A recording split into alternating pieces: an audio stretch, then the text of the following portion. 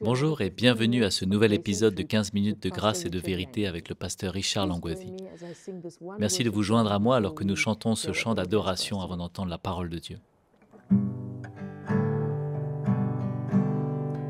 Into your courts we come, deep in our hearts we long to be near to the throne of your glory.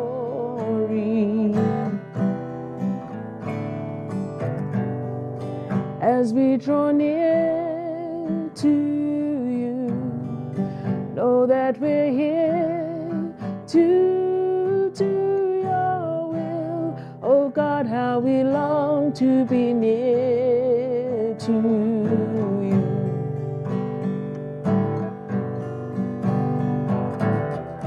May our praise be like incense rising up to your throne.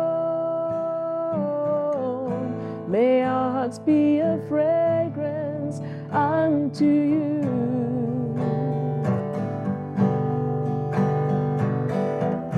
May our lives be a pleasing offering in all that we do. Oh God, how we long to be near to you. Into your courts we come, deep in our hearts we long to be near to the throne of your glory.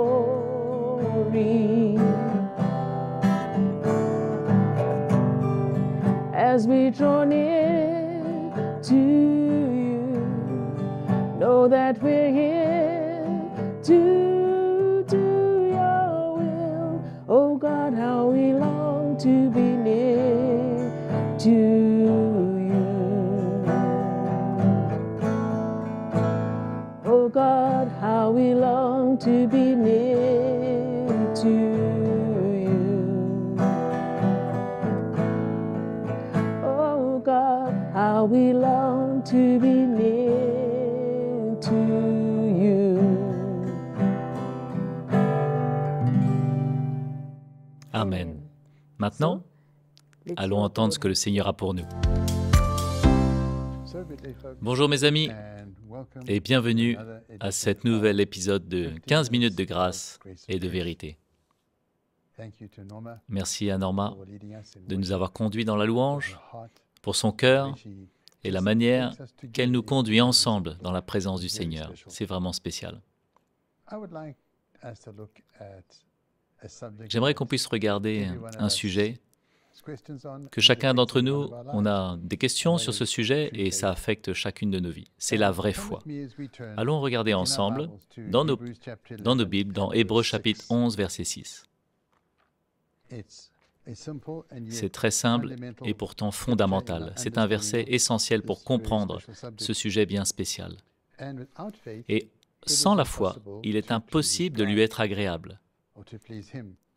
D'agréable à Dieu, car il faut que celui qui s'approche de Dieu croit que Dieu existe et qu'il est le rémunérateur de ceux qui le cherchent.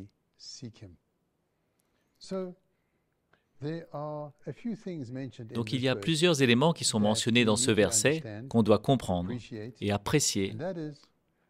Et la première chose, c'est que ma foi, pour qu'elle puisse être en action, je dois croire que le Seigneur est complètement souverain. Celui qui vient à Dieu doit croire que Dieu est, il est du début à la fin, souverain. Et Dieu est souverain, et nos vies sont sous la souveraineté, sous les mains souveraines de notre Dieu souverain. On n'utilise pas sa foi pour manipuler ou influencer Dieu. Ça, c'est la mauvaise manière de regarder à cela. Mais que Dieu est absolument souverain. La deuxième chose qu'on doit comprendre, c'est qu'il est la source de notre foi. Ce n'est pas simplement nous-mêmes. La foi est quelque chose que Dieu nous transmet. C'est une capacité que nous avons de croire en lui.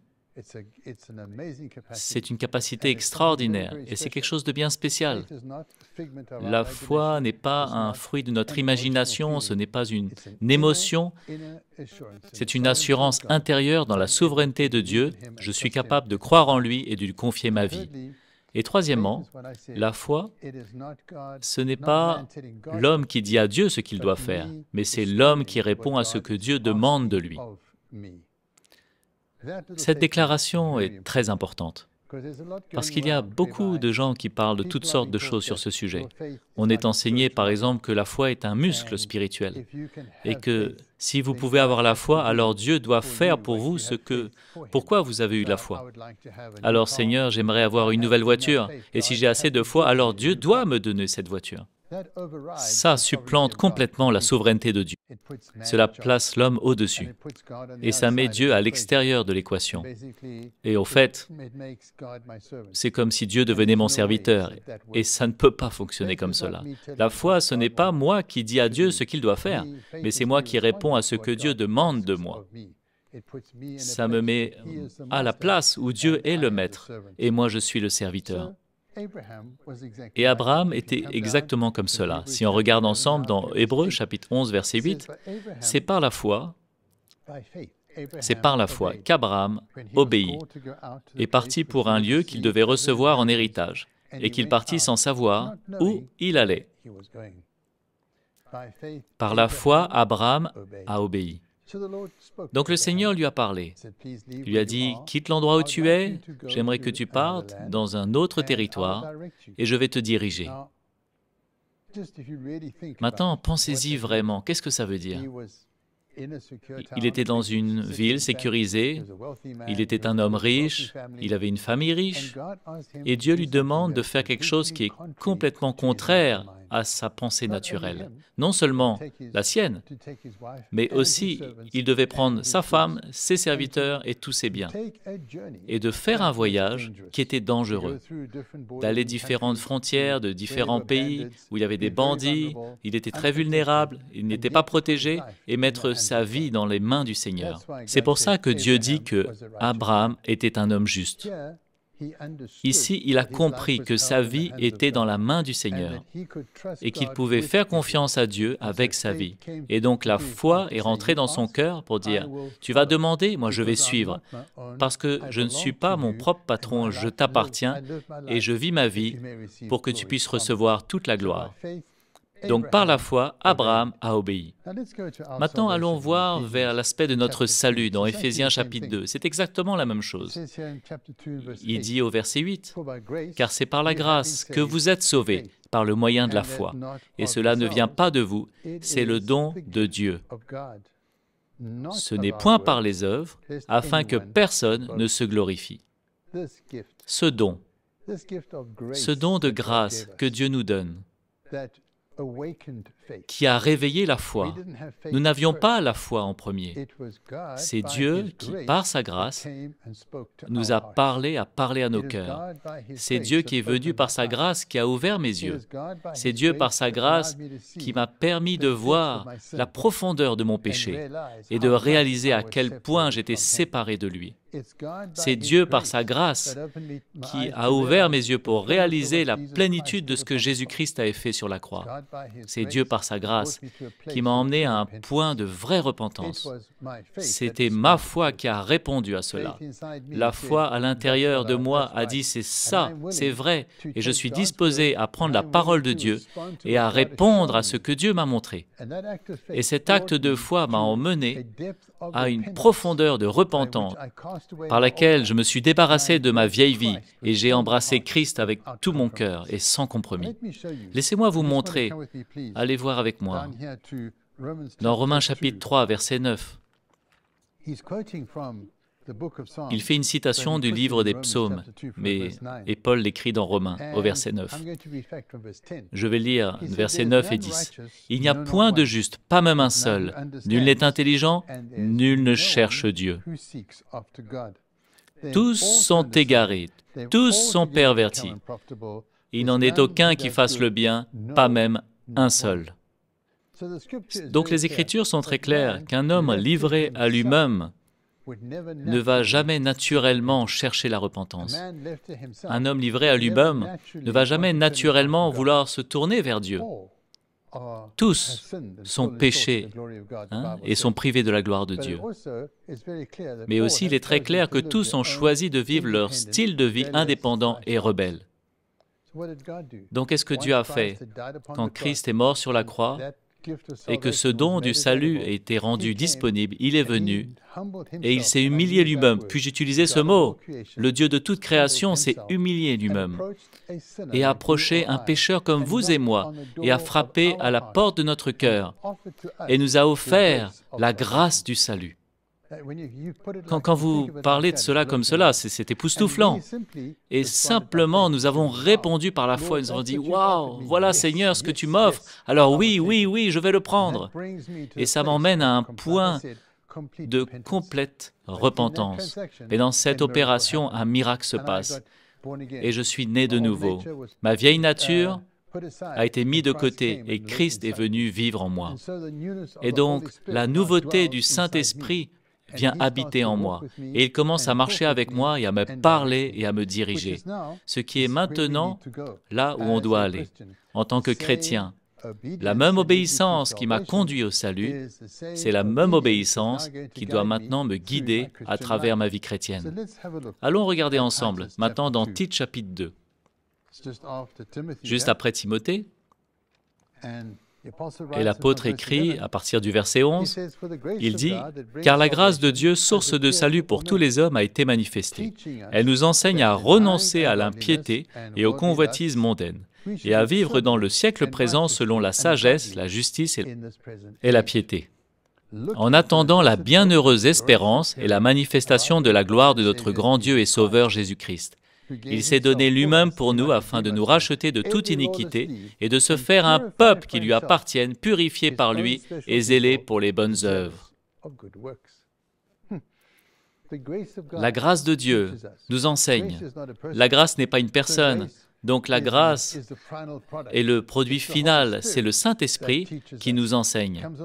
Il vient auprès de nous et il nous instruit par la grâce de Dieu.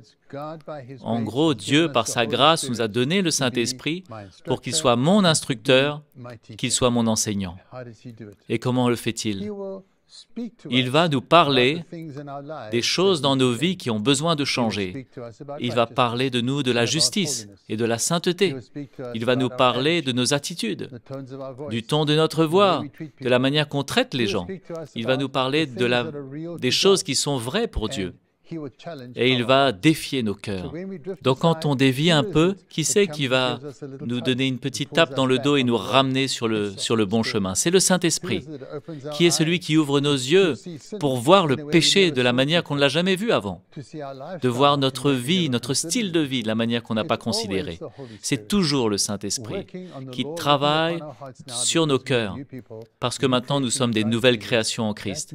Et cette nouvelle loi qui est écrite sur nos cœurs est vivante en nous.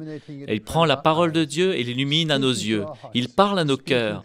Il parle dans nos consciences, à travers notre conscience. C'est ce que le Seigneur fait. Et c'est une chose de parler dans nos cœurs, mais c'est une autre chose maintenant que nous puissions écouter. Parce que cette petite voix du Saint-Esprit, bien souvent, elle va en opposition directe à ce que ma volonté obstinée veut faire. Ma volonté est vivante. Il n'a pas supplanté ma volonté. Alors le Saint-Esprit vient et il dit, voici la voix du Seigneur. Et ma conscience est vivante et elle dit oui, oui, oui. Mais mon orgueil, ma volonté, dit non, non, non. Et maintenant j'arrive à un point. Est-ce que j'abandonne ma vie par la foi et pour dire oui au Saint-Esprit? Ou est-ce que je vais endurcir mon cœur et reculer? Ce petit lien, c'est la foi. Parce que ça ne travaille pas dans mes raisonnements. Ce n'est pas quelque chose de logique d'aller et se repentir et de demander à quelqu'un de nous pardonner. Ce n'est pas la logique humaine d'aller rectifier une situation tendue.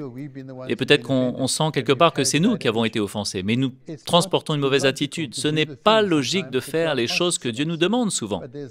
Mais il y a un élément de foi qui se passe. Et quand je réponds au Saint-Esprit et j'obéis par la foi, la foi m'emmène à l'obéissance. La foi m'emmène à soumettre, à capituler.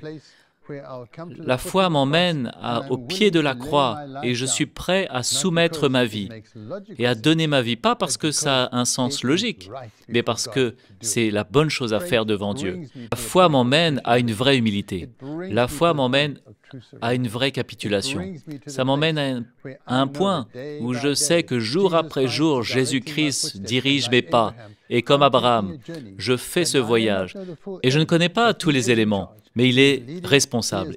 Et il est celui qui me guide. Et moi, je grandis dans la grâce et la compréhension de ce que le Maître veut. Et je veux vous encourager, alors qu'on fait ce voyage de foi, de ne pas avoir peur, de dire « Seigneur, me voici ». Seigneur, alors que tu parles, donne-moi la grâce de dire oui. Pas de me battre, pas de résister, mais de dire oui. Alors que le Seigneur vous bénisse, alors qu'on fait ce voyage ensemble. Amen. Merci beaucoup d'avoir été avec nous. Nous avons vraiment apprécié votre présence avec nous aujourd'hui. N'oubliez pas d'aimer cette vidéo et si vous aimeriez être notifié des épisodes futurs, n'oubliez pas de vous abonner à cette chaîne et cliquer sur le bouton notification. Alors restons en contact. Vous pouvez nous envoyer un mail à l'adresse qui apparaît maintenant. Et jusqu'à la prochaine fois, que Dieu vous bénisse.